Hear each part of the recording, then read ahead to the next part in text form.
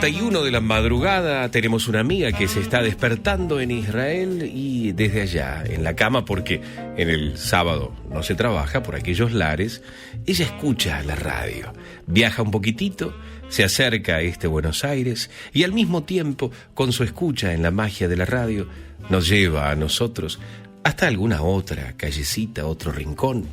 En el mundo ya eligieron la calle Defensa como una de las más cools, lo contábamos más temprano, pero en realidad las callecitas de Buenos Aires tienen ese qué sé yo, supo decir el poeta alguna vez. Y nosotros tenemos la convicción absoluta de que en cada biografía existe una, dos o tres callecitas, algunas angostas, otras de una vereda sola. A veces son la misma, vaya uno a saber. Hay caminitos, hay derroteros, hay historias que se van colando por entre las calles de los barrios y hacen que toda ciudad sea al mismo tiempo todas las ciudades. Y en el momento en el que las vivimos, se transforman a veces en un pueblo, en una aldea o simplemente en un barrio. Cada barrio tiene, a veces, un poeta escondido entre sus mismas calles.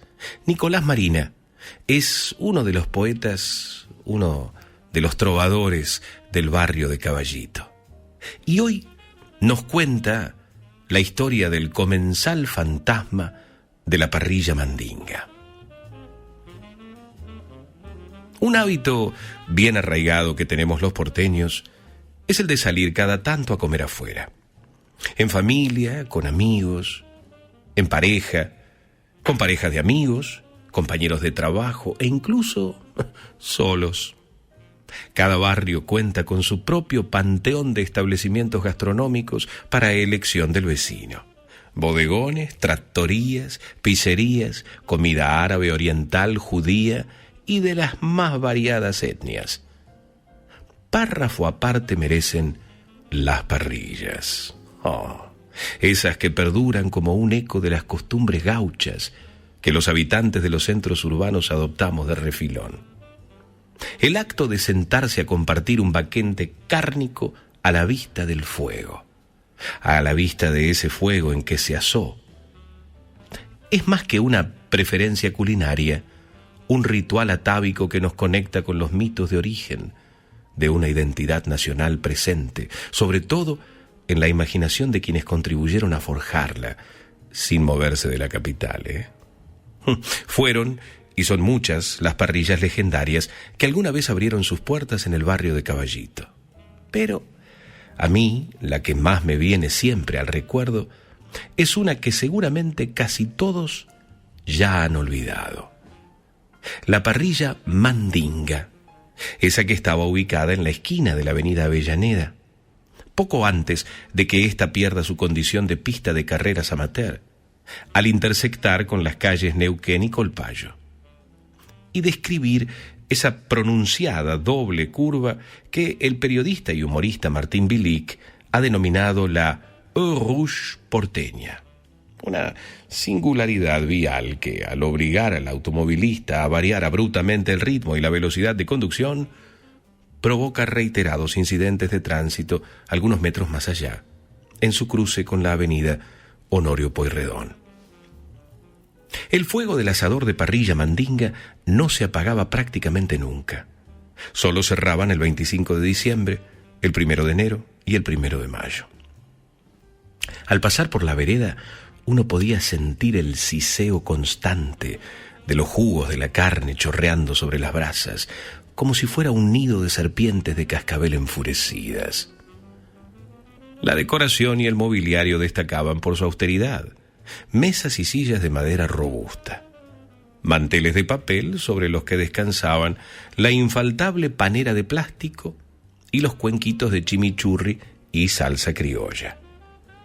Las paredes blancas cubiertas con una selección de fotografías de escenas gauchescas y de proezas futbolísticas, y un plantel de mozos tan austeros y robustos como el mismo localche. Sus clientes habituales eran familias y matrimonios de jubilados, además de una modesta facción de hinchas del Club Ferro, compuesta por media docena de muchachos de 20 y pico que lucían con orgullo sus camisetas reglamentarias. Aunque si uno paraba la oreja, se los escuchaba siempre hablando de la Guerra de las Galaxias, del Señor de los Anillos y de cosas por el estilo.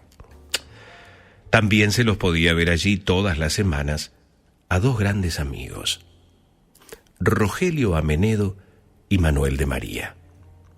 Ambos periodistas de gráfica de mediana edad. Rogelio se especializaba en política, mientras que Manuel escribía sobre cine y teatro. Habían coincidido 30 años atrás en una redacción de una revista mensual que duró apenas 8 números, pero aún mantenían el vínculo. Todos los miércoles, sin excepción, se sentaban en la mesa 15 de la parrilla Mandinga. Hacia la mitad del salón, contra la pared, debajo de la fotografía de un jinete montado a un potro de lomo arqueado en el Festival de Jesús María. Y allí compartían una selección de cortes que incluía una porción de asado, otra porción de vacío, chorizo, morcilla, molleja y chinchulines. A veces acompañaban con papas fritas, a veces con ensalada de raicheta. Casi siempre un vinito de la casa, aunque en las noches muy calurosas optaban por la cerveza. Mientras daban cuenta del menú, intercambiaban novedades personales, despotricaban contra la realidad, comentaban sin demasiado entusiasmo las noticias deportivas, aunque ya el fútbol empezaba a aburrirles, como empezaban a aburrirles la gente y el mundo en general. Sus charlas abarcaban temas tan variados como las guerras napoleónicas o la futura colonización de Marte, o la discografía de Led Zeppelin, o la mejor forma de preparar un risotto con azafrán. Así como las colisiones en la avenida Honorio Pueyrredón tienen su germen en la curva de Avellaneda, los acontecimientos empiezan a fermentar un tiempo antes de que acontezcan. Con la perspectiva del día después, uno se puede poner a remontar la cadena de causas y efectos que condujeron a ellos. Tal vez, si esa noche Rogelio hubiese cancelado a último momento porque el hijo menor tenía fiebre, o si Manuel le hubiera salido una nota de urgencia, o si hubiesen pedido radicheta en vez de papas fritas, qué sé yo, o si Manuel hubiese estado haciendo más ejercicio físico, como le insistían su mujer y el médico, o si hubiese optado segundos antes por beber un sorbo de vino, en vez de cortar y masticar ese pedazo de vacío infausto. ¿Quién puede saberlo con certeza? Las cosas suceden como suceden hasta desembocar en su desenlace feliz o fatal.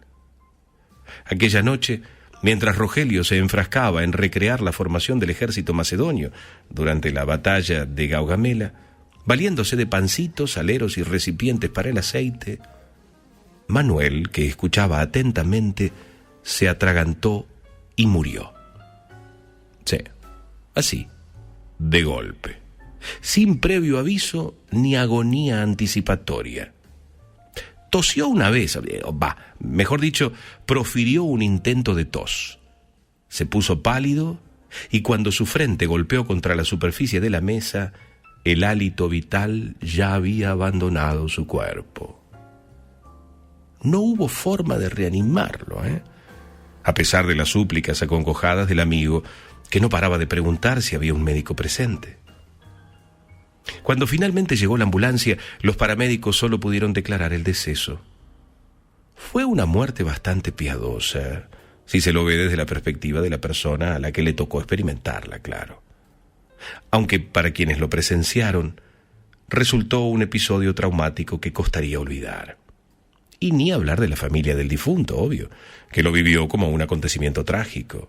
Lo querían tanto al bueno de Manuel que hubiesen preferido que padeciera una larga convalecencia antes de morir, para poder despedirse de él como corresponde, ¿viste? Pero de María era así de vehemente. Nadie iba a venir a decirle cómo hacer las cosas.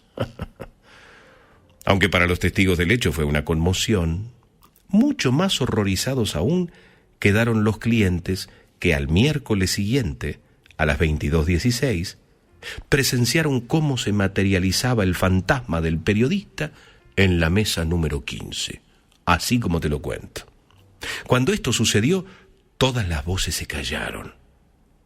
Todos los cubiertos interrumpieron su tintineo al instante, y ahí estaba él, lívido, translúcido, con los labios violáceos y la mirada vidriosa, rodeado por un aura de fosforescencia enfermiza que parecía emanar de su propio interior. A pesar de su horroroso aspecto, en ningún momento se molestó ni en perseguir ni en asustar a los presentes, Tampoco se le ocurrió vaticinar futuras desgracias con voz de ultratumba. El tipo parecía indiferente a todo lo que le rodeaba. No hizo otra cosa que deglutir la abundante parrillada ectoplasmática que tenía frente a sí. Ahí podían verse perfectamente todos los cortes de carne, las rodajitas de chinchulina, las mollejas como pálidas anémonas marinas, el chorizo y la morcilla, obviamente. Manuel no hacía otra cosa que cortar, pinchar y tragar. Cortar, pinchar y tragar. Cortar, pinchar y tragar.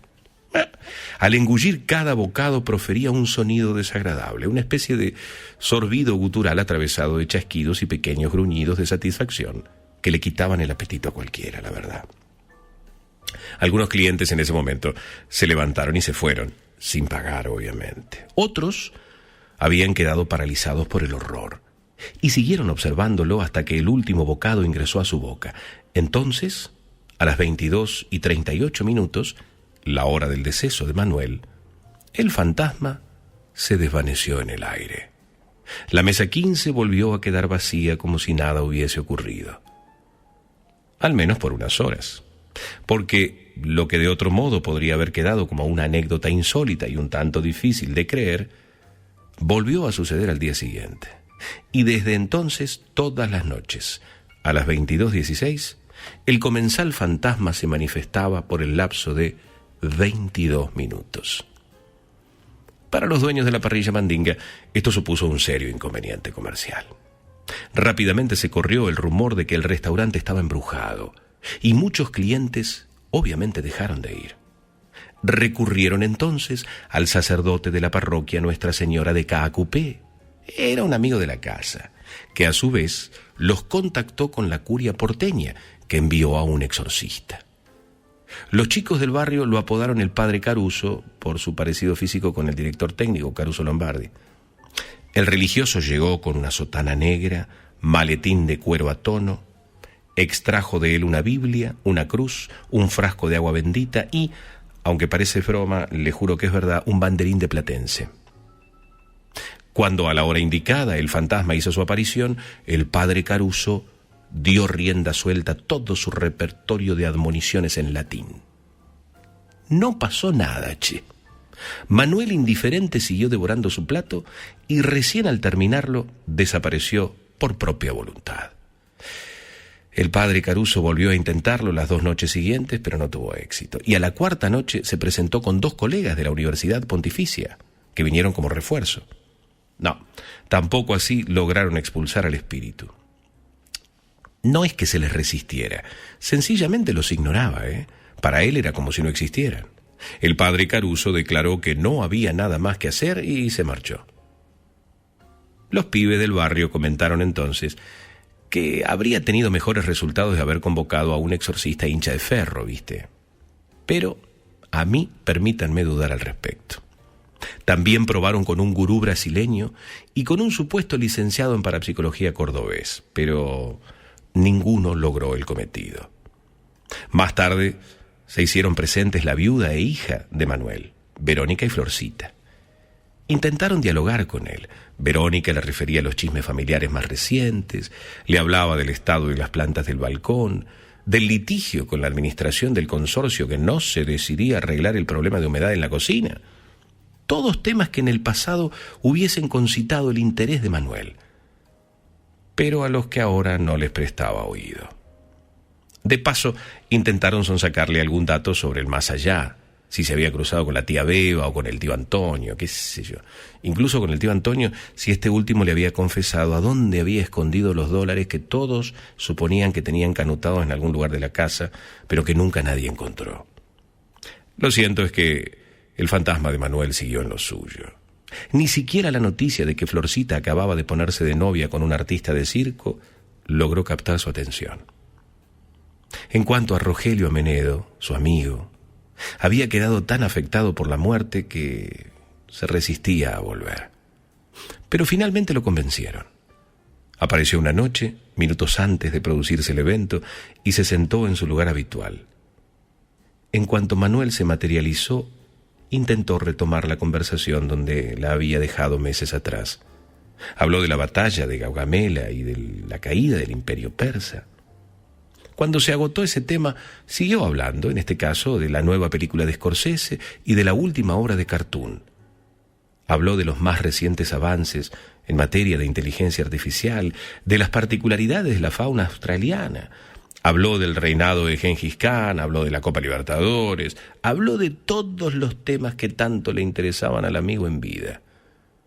Pero este ya no lo escuchaba. No había forma de recuperar la vieja complicidad. El alma de Manuel parecía haber quedado congelada en ese último acto de voracidad, como un disco rayado que se repite una y otra vez en el mismo fragmento musical.